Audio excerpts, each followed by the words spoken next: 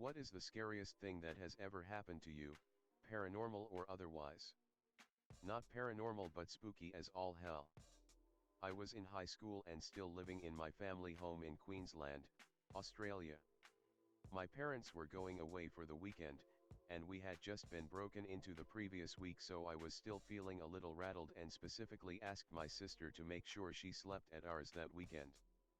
Of course, I get a text from her at about 11 p.m. on Saturday night saying she was going to be staying at her friend's, so I put myself to bed feeling a little creeped out and half expecting someone to break through the door at any minute.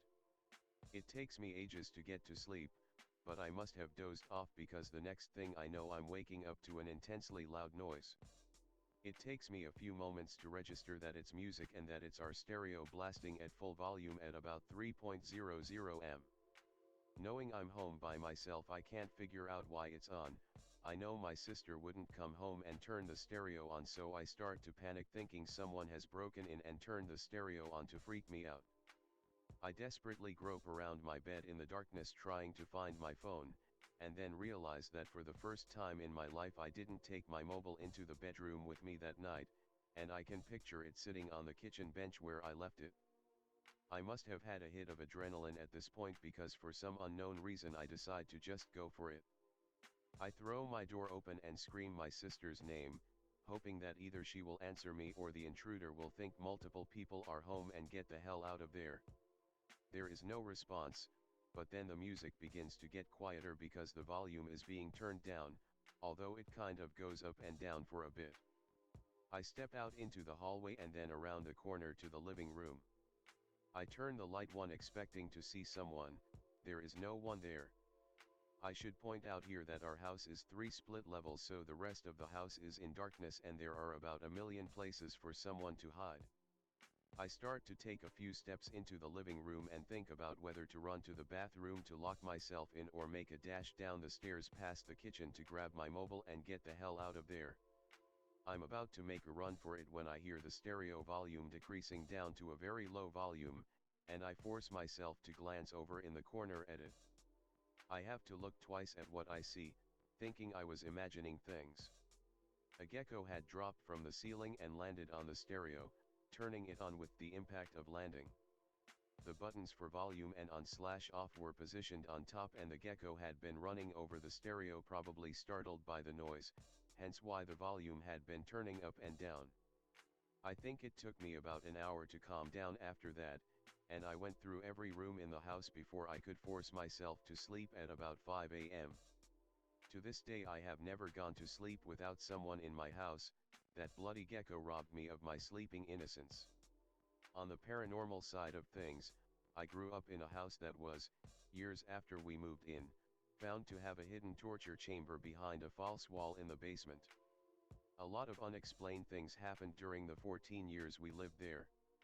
One that particularly stands out happened when I was in my last year of elementary school. My youngest brother left when my mom went to work and she would drop him off at preschool. My other siblings all were in junior high or high school, and left earlier than me, as their school started an hour earlier than mine. My father left before everyone, at 5 a.m. every morning for work. So, I was always the last one to leave on school days. One of my brothers, who was later diagnosed as bipolar, got into drugs the year before, so my parents put a deadbolt on their room to stop him from taking money/things to sell. It was always locked when they left, and this morning was no exception. I left as usual, got about a block and a half away, and realized I'd forgotten my math book. I ran back. I'd been gone 3, maybe 4 minutes, but upon opening the door, so much had changed. My parents' bedroom door was wide open, the stereo on. It hadn't been on when I left. The door beside their dresser, which led to a second-story porch, was also open. Nobody in the room, nobody on the porch. Worse, though, was the door to the attic being open. It was never left open. I peered through the doorway, and halfway up the stairs was our dog. She was a teacup poodle, small and very sweet, but right now she was standing, shaking on the stairs, her teeth bared, emitting a very low growl. I went up as quietly as I could, keeping my eye on the dark blob of shadows at the top of the stairs.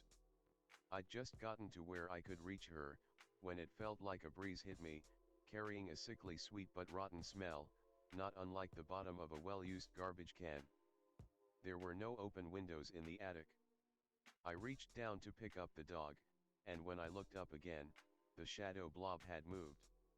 Scared now, I snatched the dog and ran down the stairs, slamming the door shut. I ran down the other stairs to the first floor, still holding the dog, and out the door. I never told anyone about it. When I went home that day, my parents made no mention of their door being open or the stereo on, so I'm guessing that things were set right before they got there. For the rest of that school year, I went to my friend's house every morning to walk to school with her after my siblings left.